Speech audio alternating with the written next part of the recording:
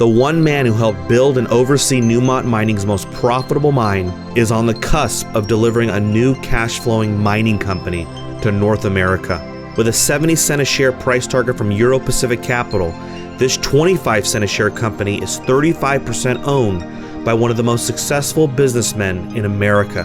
Learn more at crushthestreet.com/wealth.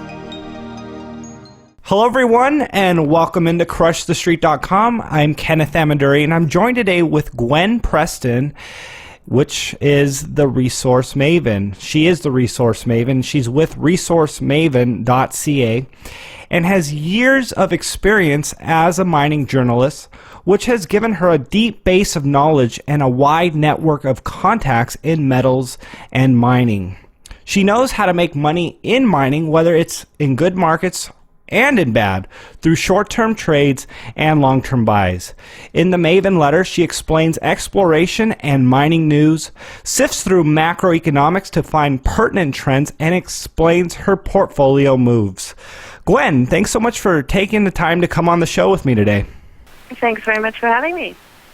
Gwen, I wanted to start off with this, and and just to get your thoughts. Right now, a big question that people have is how long metals can stay below the cost of production without there being a supply issue. Let's start off here and get your insight on this. Absolutely, and that's a very good question. It's interesting from a number of angles. One of them is that the mining sector has been in a downturn, in a bear market for 5 years now. So it hasn't been a lot of fun for those of us who work in mining.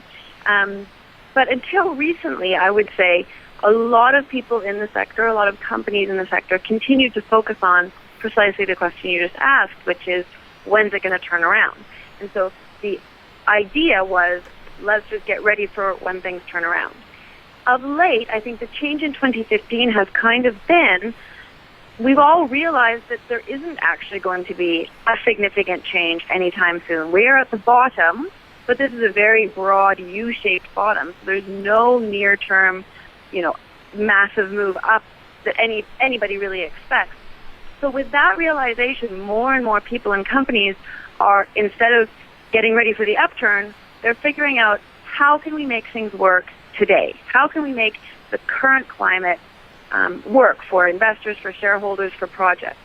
And that's really helped because it's created some interesting opportunities. It's created some ingenious methods of financing and whatnot within the sector. Now, to take a step back, the other part of your question that's interesting is simply, when are metals going to do anything, make any moves to the upside? The million-dollar right, question. Absolutely, yeah.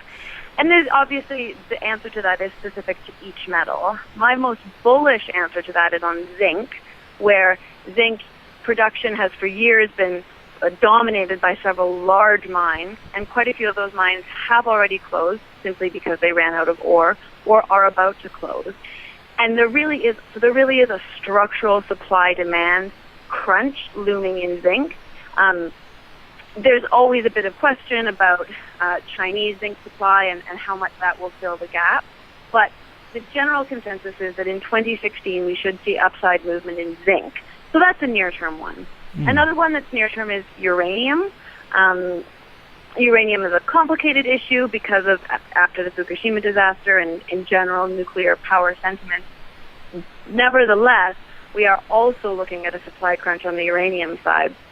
That supply crunch is still a few years out, but because nuclear utilities need to cover their uranium requirements ahead of time, the worst thing that could possibly happen to a nuclear reactor is that they run out of uranium.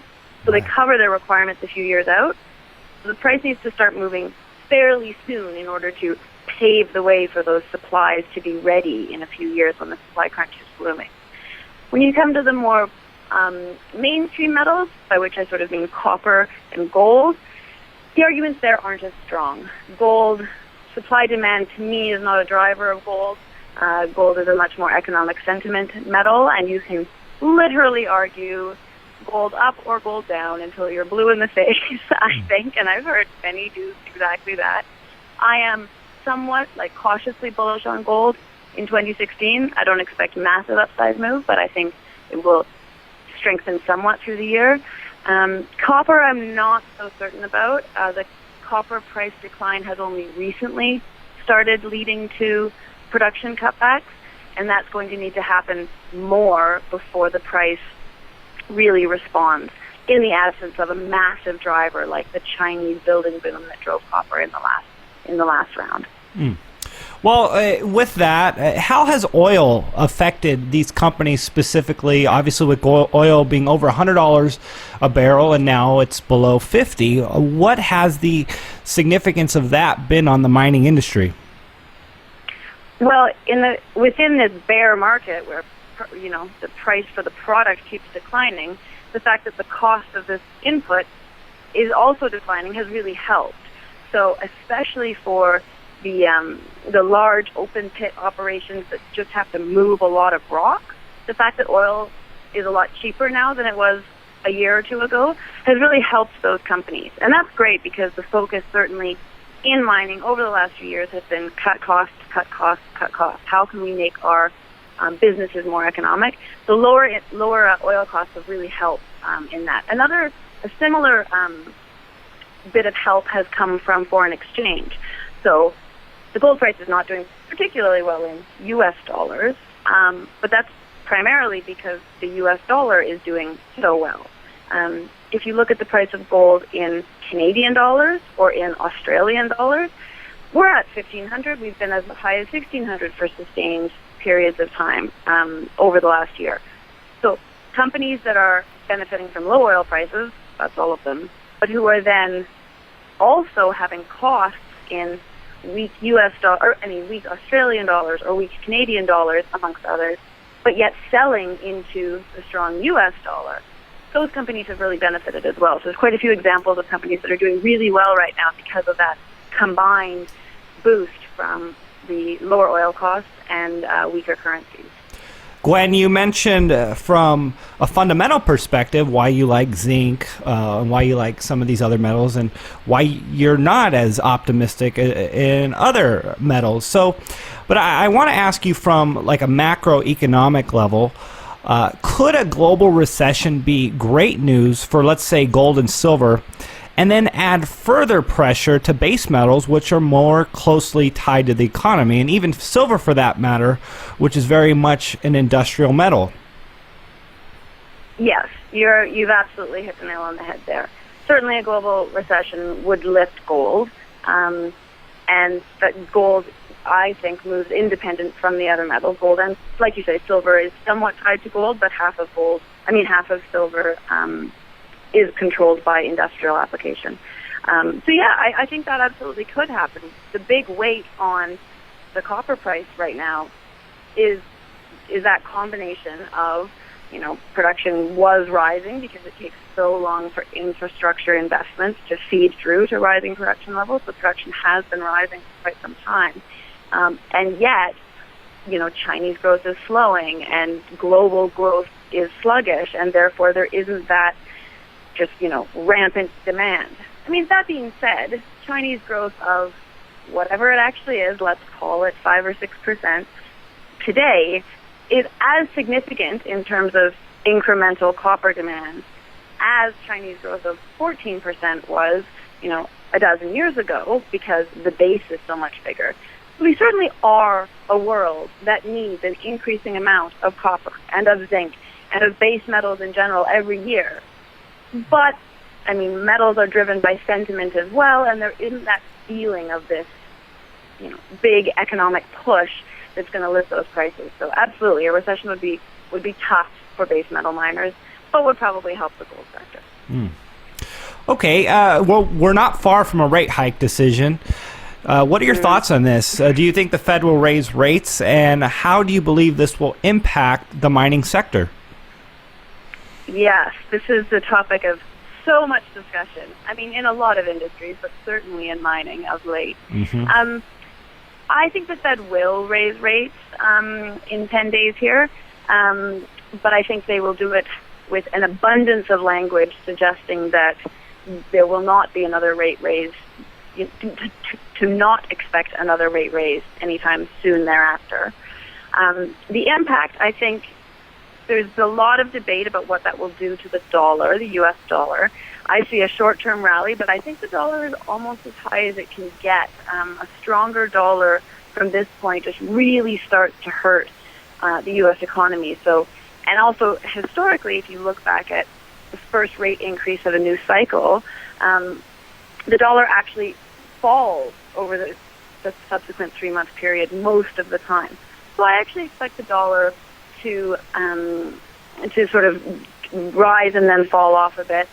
I expect gold may actually rise on the news, probably after, sort of in opposition to the dollar, after a short-term fall. And that's partly, short covering, because the dollar might not do exactly what they expect. At the end of the day, though, there has been so much talk about this rate raise. I think it's somewhat baked in. What is more important than the details of the federal rate is the overall question of whether the U.S. economy is really doing that well, what the global economy is doing, what European, new European Central Bank liquidity measures, the sluggish Japan.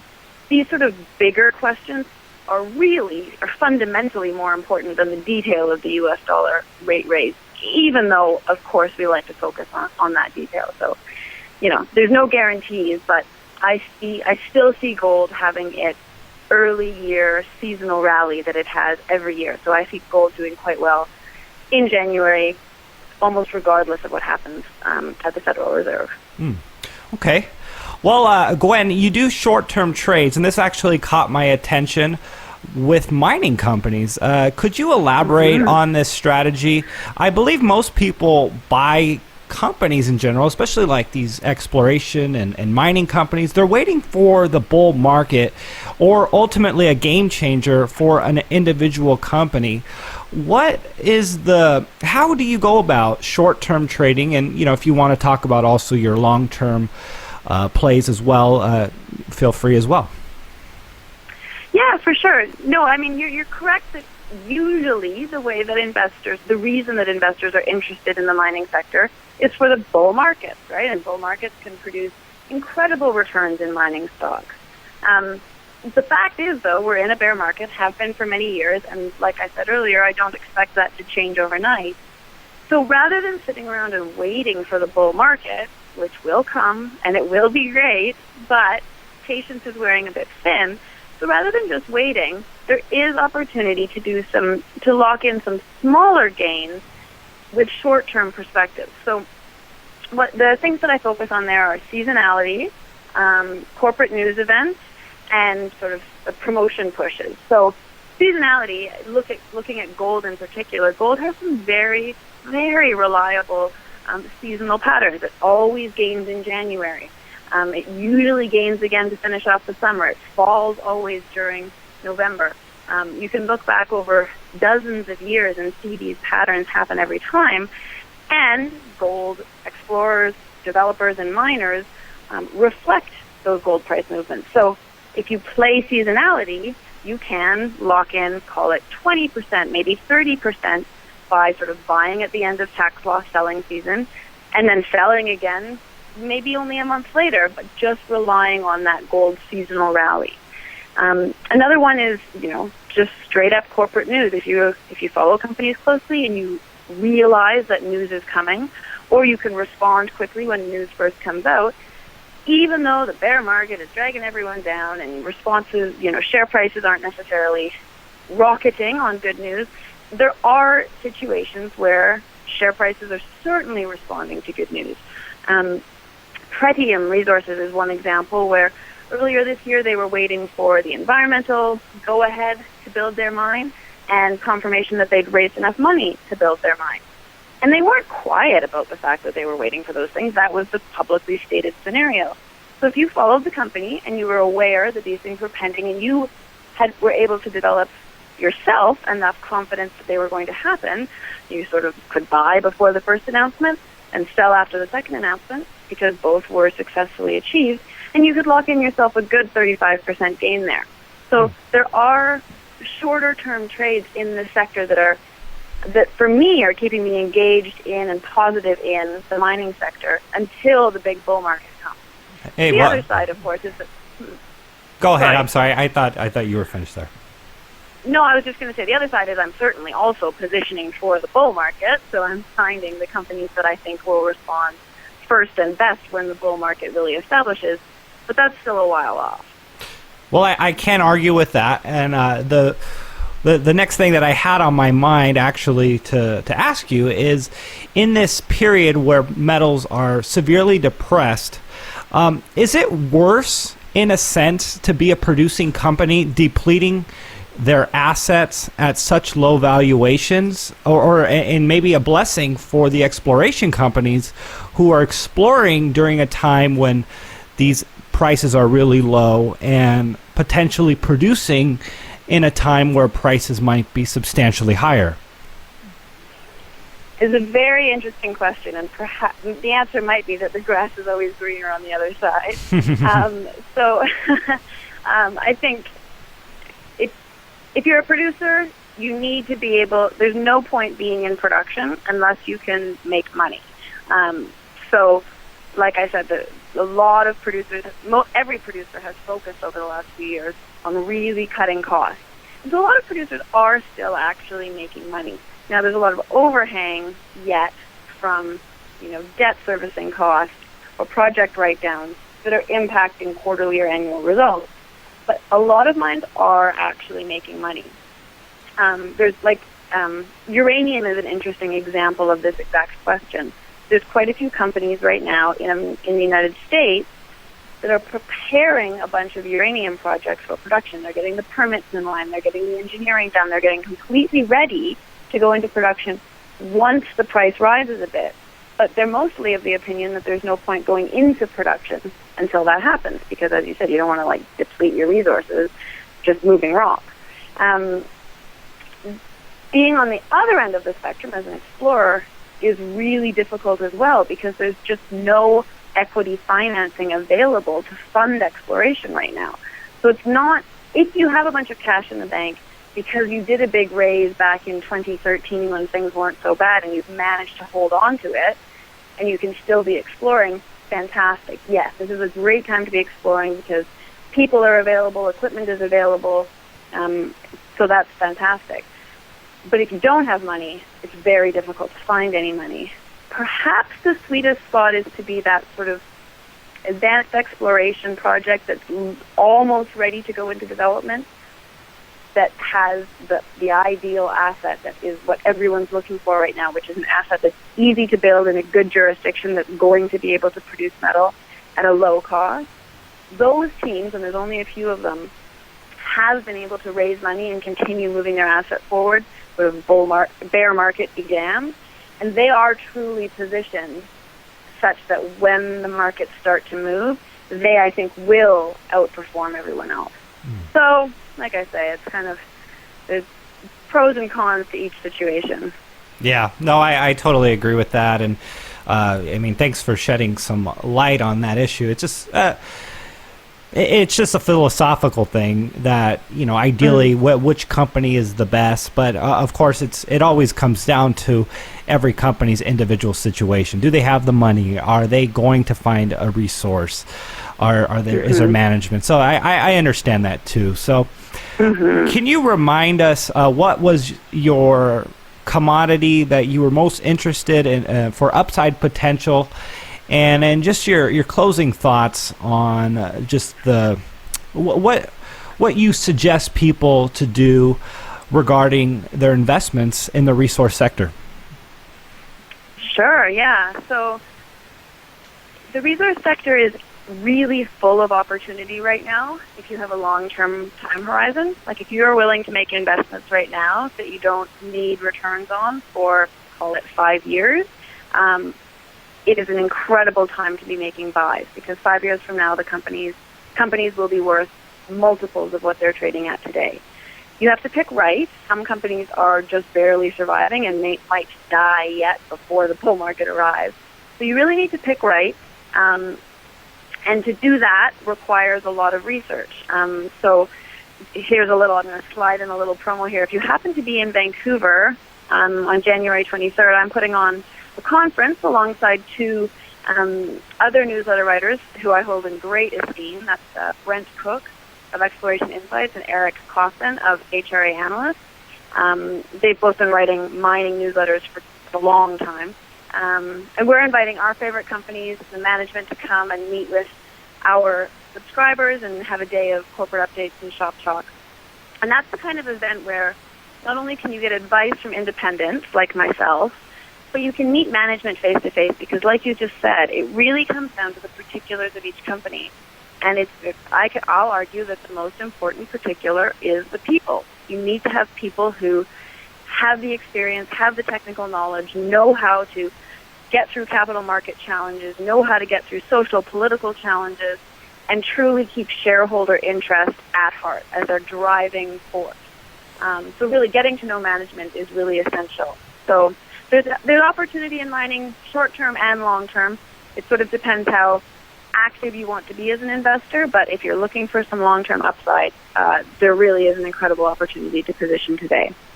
And what was your favorite commodity at the moment? Right. I would say uranium. Okay. I think that we're going to have some really good uranium upside price movement in the next 24 months for sure, and likely within the next 12 months. And Gwen, if people do want to reach out to you and find more information regarding your research, where would they go and what would they find? Sure. So my website is resourcemaven.ca, and there every week I publish a free article so you can get a feel for my writings and what I generally have to say.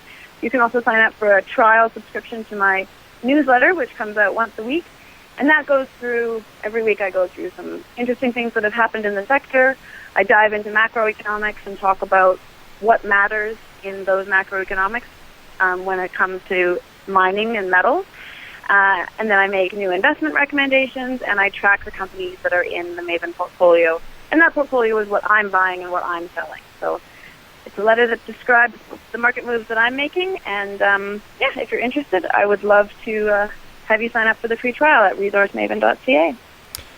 Gwen, thank you so much for coming on and sharing your insight with all of us. You've given us really a lot of excellent information, and I feel like we were able to just get to know the mining sector just that much more with you coming on the show. So thanks so much. Well, I appreciate that. Thank you very much for having me.